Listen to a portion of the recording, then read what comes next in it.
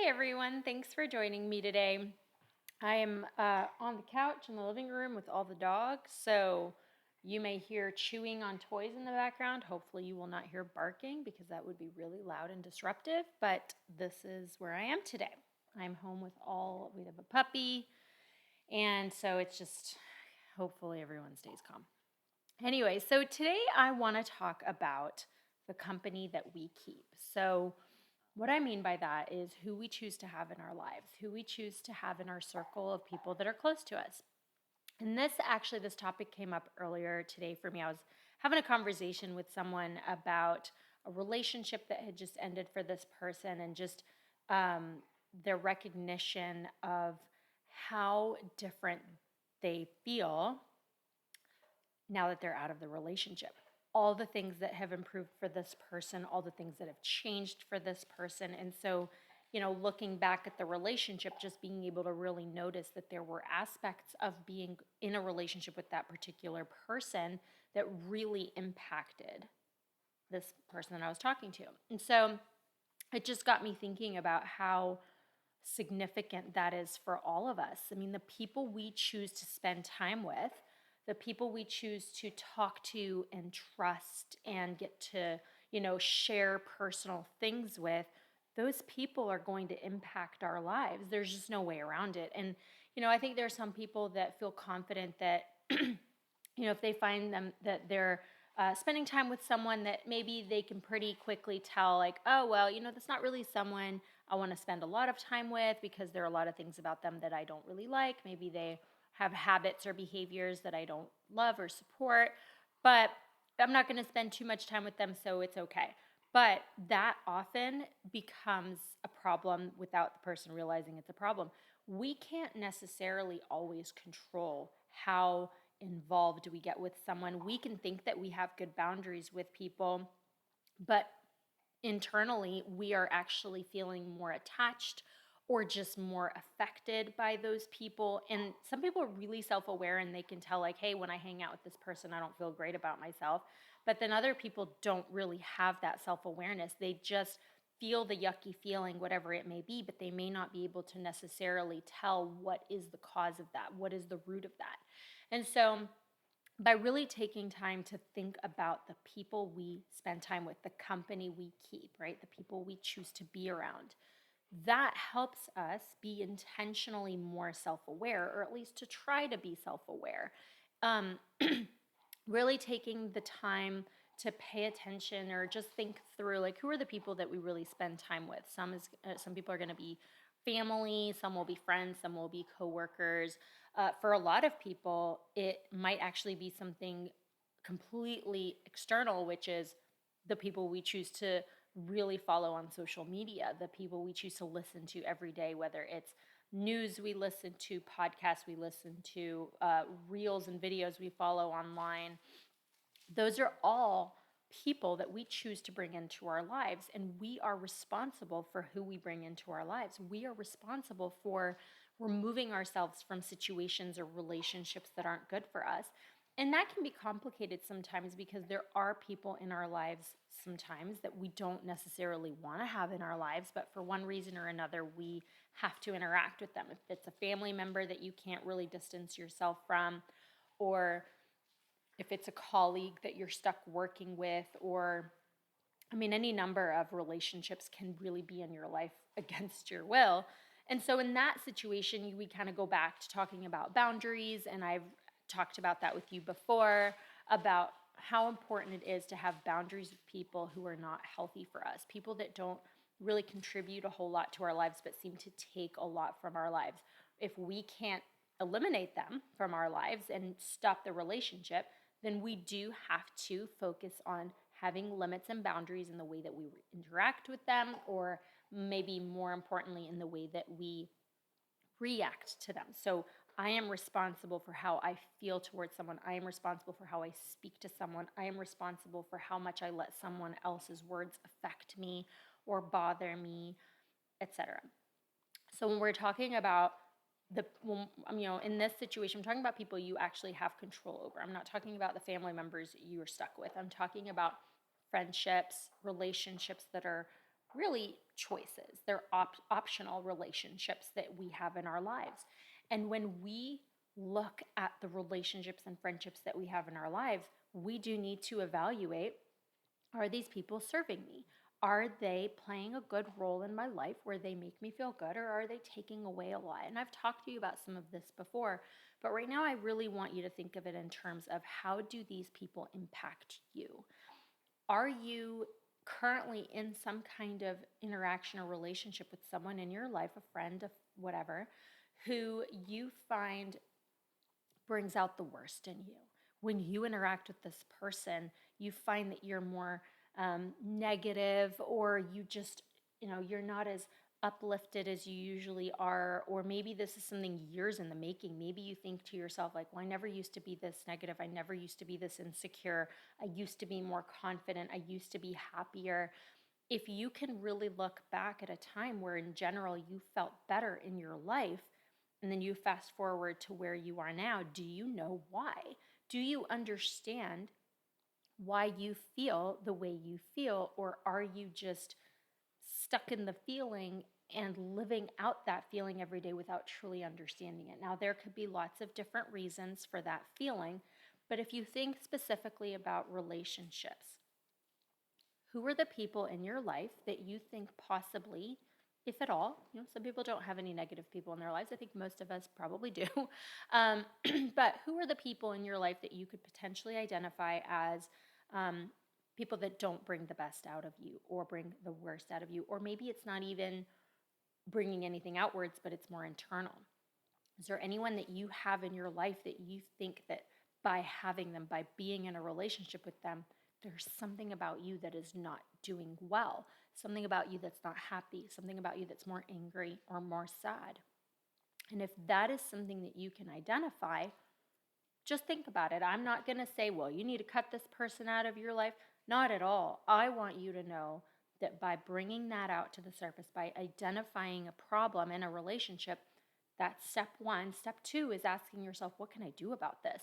You may not even realize that someone is creating this dynamic with you.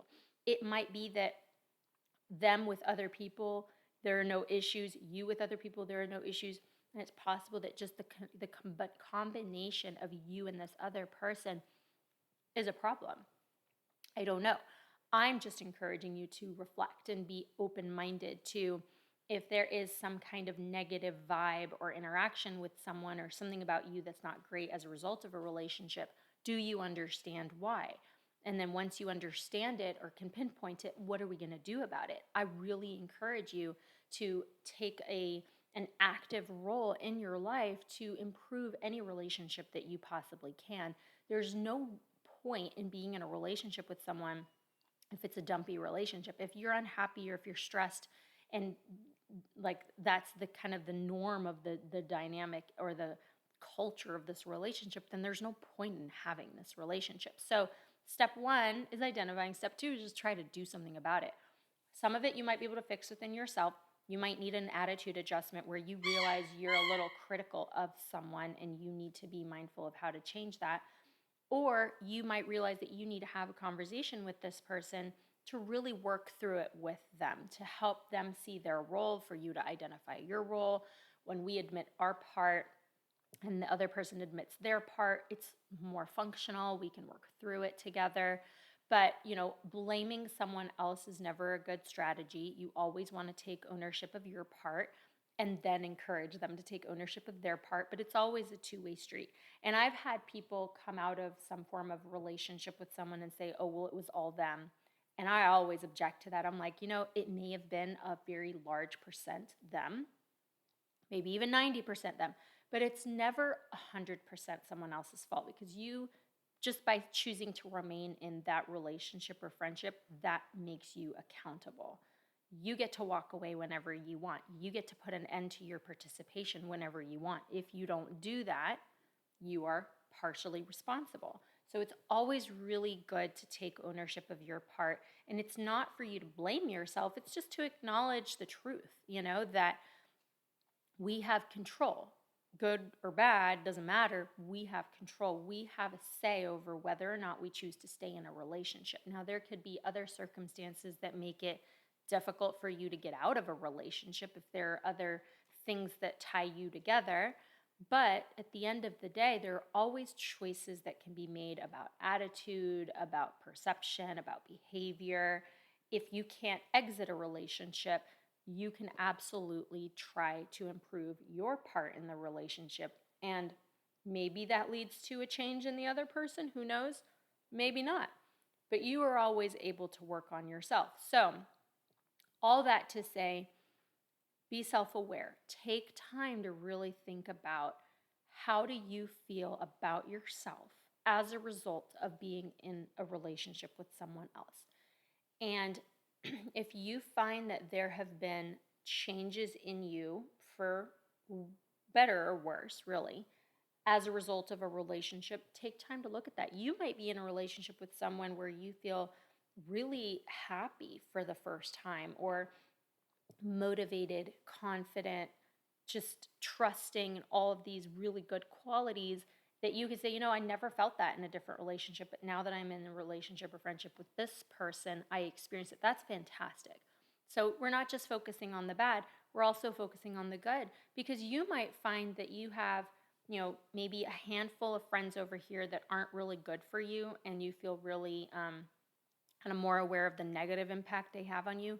But then over here, you might have a friend or two. Barking is about to start. Hold on.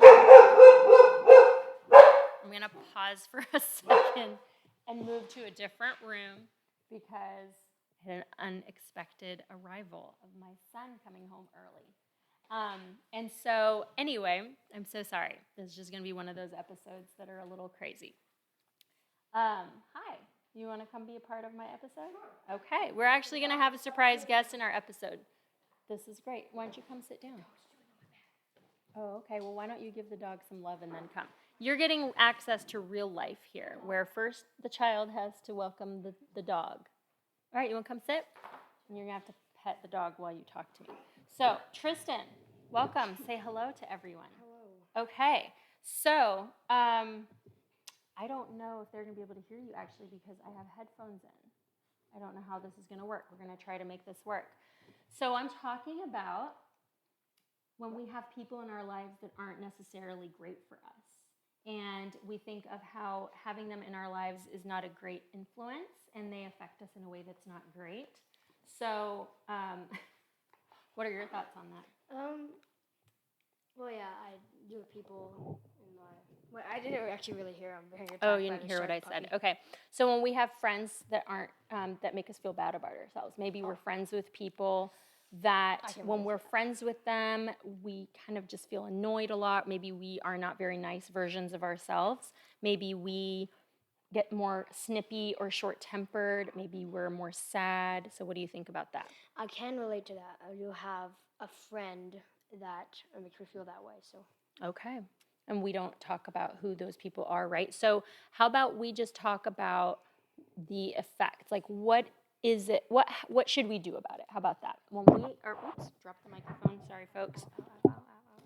When we talk to people, did he scratch you? When we're friends with people who are not fantastic for us, what should we do about it? Maybe just don't see them as much. Yeah. Yeah. See if that helps. Yeah. Set some boundaries. Yep. What else? I guess just try not to lose your temper when you're talking to them. Yeah. And that's happened to me before, where I lost my temper when I was... You speak up. Sorry, go ahead. Well, I have to speak up? Well, just be clear. Go ahead. Wait, I have to re-say that sentence. No, just go ahead. Continue. He's chewing on your shoe. No. What do you think? So control your temper. Yeah. So you're talking about personal responsibility. Yeah. So what does that mean? So if we're around someone that isn't great for us and we can't distance ourselves from them, you're saying that we need to do what? Control how we behave? Yes. Yeah, control our anger. Mm-hmm. So we have to practice that, right? Mm-hmm. Okay. So how about you can just sit here while I finish, or you can move forward? I'll sit here. Okay. So, I'm so sorry. This is real life, folks. Grab your shoe. So basically all that to say that we are responsible for the people we keep in our lives. And I experience a lot of joy with my child. Therefore, I'm keeping you around. But if we had an issue, if there was something about the time we spend together, like let's say you get real frustrated when you're playing video games, for example, and it stops being fun to be around you, then I need to talk to you about it. I have to communicate with you about how your mood affects me, right? Yeah. So get a toy so he doesn't chew on your toes. But yeah, so we are responsible ultimately for what we choose to keep in our lives, how we choose to handle the people in our lives. And if we don't like people being in our lives, then we do have to do something about it. And so the way I think about it is, it is, like I said earlier, there's mutual responsibility. It's never your fault and it's never other people's fault. It's a combination. And if you also are in a relationship with someone, let's say there are some aspects of the relationship that aren't healthy, and maybe when the two of you are together, you tend to yell at each other or cuss at each other, and the other person says, well, it's your fault, you started it, you always make me mad, then we always do want to consider the fact that it's never one person's fault. It's always a combination. So if you're being put in a situation where you're being told that it's your fault, then that's something that I want you to also examine. That if this person constantly blames you and makes you feel like you are at fault all the time for the unhealthy aspects of the relationship, then it is important for you to really evaluate the relationship and that person, because again, just like it's never 100% someone else's fault, it's never 100% your fault. So I'm kind of thinking a lot about this in terms of self-care, because like I said, a lot of the people I talk to find that they are unhappy with themselves as a result of these kinds of relationships, and especially if the other person is not self-aware. This is what we do. Goodness gracious. If the other person is not willing to also work on improving the relationship. So if you identify the problem, you work on talking to that person to try to correct it and try to see if you can improve it, and that doesn't work, and they just are unwilling to work on it, unwilling to be more respectful of you, of the relationship, unwilling to make positive change, then that is where you end up kind of at a crossroads where you have to decide, do you stay in this friendship relationship that is toxic and not good for you? Or do you say, you know what, I don't like this kind of thing in my life. I don't feel good about who I am when I have this relationship in my life. I don't like the way this person treats me. I don't like the way I treat them. It's not a representation of the character that I want to have and the personality that I want to have. So I'm going to have to really decide if I need to stay in this dynamic or if I need to change it. So I'm going to leave you with that, because I have a feeling dogs are going to start barking again. So I will re-listen to this before I post it, because I don't know that that worked out. And if it didn't work out, I'm going to record you another one. But if it worked and it's just a little life chaotic, I'm going to leave it, because that's life. That's life. All right, folks, I hope you have a great rest of your week. I'll talk to you later. Bye.